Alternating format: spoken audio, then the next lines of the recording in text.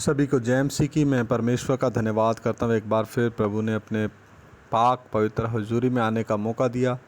आज परमेश्वर का वचन सीखना और उसके अनुसार जीवन बनाना बहुत ज़रूरी है।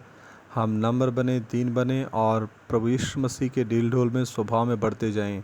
हम जो विषय सीखते आ रहे हैं आदम की पसली से लेकर अर्धांगिनी तक, दूसरी बात हम आज सीखने जा रहे हैं कि स्त्रियों को दोष लगाने वाली नहीं होना चाहिए। पहला तीमुथियुस 3:11। इसी प्रकार स्त्रियां दोष लगाने वाली ना हो। आइए सर झुकाएं, प्रार्थना करें। महान जीवते परमेश्वर अनुग्रहकारी प्रभु, तेरे लहू से धोके आप हमें शुद्ध कर दो। तेरा वचन सीखने जा रहे हैं। पवित्र आत्मा आप हमें सिखाएं, आप हमारी ज्ञान बुद्धि समझ खोल दें। हम नम्र बने, दीन बने और प्रभु के ढील डोल में आगे बढ़ते जाएं। प्रभु यीशु मसीह के सामर्थी पवित्र नाम से मांगते सुनो और ग्रहण करो, आमीन। तो परमेश्वर का वचन कितना स्पष्ट रीति से स्त्रियों के बारे में कहता है। परमेश्वर का पवित्र शास्त्र हमें ये शिक्षा देता है और इससे हमें शिक्षा भी मिलती है, दोष ना लगाओ कि तुम पर भी दोष ना लगाया जाए। हम मसीही परिवारों में बचपन से ही यह सीखते आते हैं, लेकिन दोष लगाना यह दिल का ताड़ बनाना, दोष लगाना या तिल का ताड़ बनाना, दूसरों की कमियों को उभारने का प्रयास करना, दूसरों की मौका मिलते ही आलोचना करना, गप मारना, यह हमारे लिए आम बात है। या यूँ कहिए कि स्त्रियों के लिए अच्छा खासा मनोरंजन और टाइम पास करने का साधन बन गया है।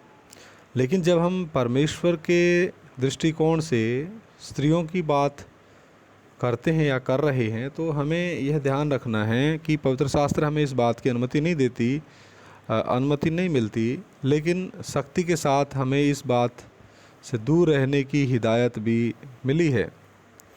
जैसे जीभ एक ऐसा अस्त्र है जो एक बार चल गया तो फिर हम उसे वापस लौटा नहीं सकते। जो यदि लोगों से हमारे संबंध बना सकता है तो लोगों से हमारे संबंध बिगाड़ भी सकता है।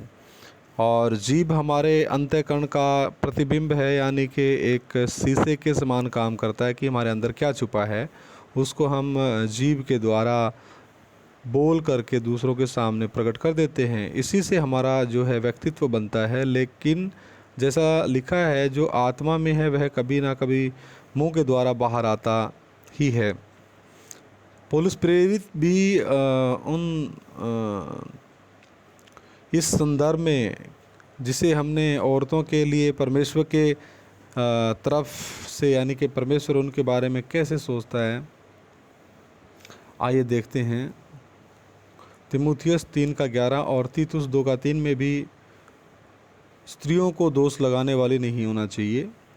याकूब 3:2 में लिखा है, इसलिए कि हम सब बहुत बार चूक जाते हैं। जो कोई वचन बोलने में नहीं चूकता वही तो सिद्ध मनुष्य है और सारी देह पर भी लगाम लगा सकता है। तो इस पूरे अध्याय में याकूब जीभ का वर्णन करता है कि किस प्रकार यह एक आग है जिसका यदि सही प्रयोग ना किया जाए तो सब कुछ जलाकर ख़त्म कर देगी, और यदि इस पर अधिकार कर लिया जाए, जितना जहाँ उपयोग आवश्यक हो उतना ही उपयोग किया जाए, तो हम सिद्धता को प्राप्त कर सकते हैं और परमेश्वर की आशीष के भागीदार बन सकते हैं। याकूब 3 अध्याय में हम स्पष्ट रीति से पढ़ सकते हैं।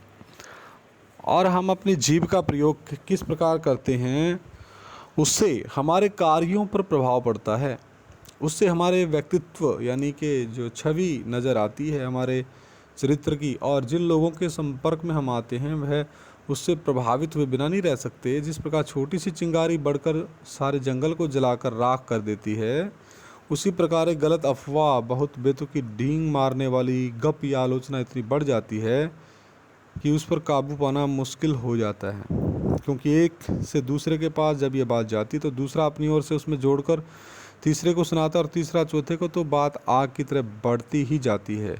बचपन में जैसे खेल खेला करते थे, एक गोले में बैठकर अपने बाजू वाले के कान में कुछ बातें कहते जिससे वह दूसरे के कानों में कहता, और फिर ये लगातार चलता रहता। अंत में जब आखिरी लड़का या खिलाड़ी उसे ज़ोर से कहता तो पहला खिलाड़ी हंसता और बताता कि उसने वास्तव में क्या कहा था, लेकिन उसके अनुसार वो बोल नहीं रहा।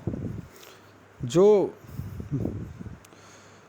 आमतौर पे बिल्कुल फ़र्क की बात रहती है। कान के कच्चे होने से या सही ना सुनकर उसे अपनी समझ अनुसार बोलना या अपने भी मन में कुछ जोड़कर बोलना एक मजाक भरा खेल तो हो सकता है, लेकिन हकीकत में वास्तविक जीवन में इसका कोई फ़ायदा नहीं है। इसका परिणाम भयंकर ही होता है। यह कोई मजाक की बात नहीं है। क्या आपने कभी ऐसी बात कही है? क्या आपने कभी सोचा है कि पौलुस यहाँ जिस संदर्भ में दोष लगाने वाली या झूठ करने वाली स्त्री का वर्णन करता है, उसी तरह नए नियम में शैतान का वर्णन किया गया है। लिखा है कि उसमें कुछ भी सत्य नहीं, और यीशु मसीह ने तो यह है कि भी कहा कि वह झूठा है वरन झूठ का पिता है। यूहन्ना 8:44। जो कुछ बुरा होता है, निंदनीय होता है, अशुभ होता है, वह शैतान की ओर से होता है, और जब हमारी जीभ हमारे वश में नहीं होती तो वह शैतान का सबसे बड़ा अस्त्र बन जाती है। याकूब 3 अध्याय 6 से 8 में हम इसमें पढ़ सकते हैं कि मनुष्य किस प्रकार जीभ के अलावा हर वस्तु को वश में कर सकते हैं। लिखा है वह प्राण नाशक जहर से भरी हुई है जीभ। पवित्र शास्त्र में हमें और भी कई वर्णन मिलते हैं, जैसे भजन संहिता 15:3 में परमेश्वर तेरे तंबू में कौन रहेगा जो अपनी जीभ से निंदा नहीं करता और ना अपने मित्र की बुराई करता और ना अपने पड़ोसी की निंदा सुनता।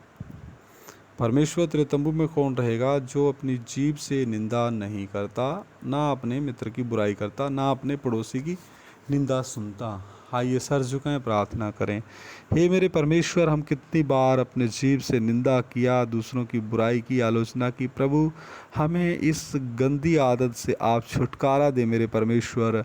हे महान परमेश्वर, आज ही इससे मन फिराने के लिए मुझे भी कृपा दे और मेरे भाई बहनों को भी कृपा दे। जाने अनजाने में कई बातों में कई जगह पे हमारी जीभ को वश में हम नहीं रख पाए। प्रभु हे पिता परमेश्वर, इस जीभ के ऊपर भी तेरे लहू को हम लगाते हैं। प्रभु यीशु मसीह के पवित्र लहू को लगाते हैं। हमारी आँखों के ऊपर, कानों के ऊपर भी प्रभु यीशु मसीह के लहू को लगाते हैं। हमारे पूरे सिर से लेकर पाँव तक प्रभु यीशु मसीह के लहू से आप हमें ढक के रखो खुदावंद। ओ प्रभु, इस जीभ के ऊपर नियंत्रण पवित्र आत्मा आप ही कर सकते हैं।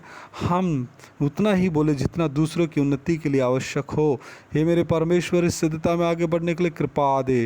ओ प्रभु, भूतकाल की सारी कमियों, कमजोरियों और गुनाहों को माफ़ कर दे। प्रभु, जाने अनजाने में पिछले दिनों में कईयों की हमने हो सकता है खुदावंद चुगलियाँ की हो, आलोचना की हो, उनके बारे में गलत विचार रखा हो। हे प्रभु, इस समर्पण में हमें आखिरी सांस तक बने रहने के लिए कृपा दे। हे पिता परमेश्वर, हम सभी के लिए प्रार्थना करने वाले बन जाएं। हम किसी की आलोचना ना करें, और मेरी बहनों के लिए जो विषय है कि स्त्रियां दोष लगाने वाली ना हों, वो भी इस विषय में सिद्धता में आगे बढ़ने के लिए कृपा दे। प्रभु यीशु मसीह के सामर्थी पवित्र नाम से मांग लेता हूँ, सुनो और ग्रहण करो। आमीन। सभी को जय मसीह की। मारानाथा।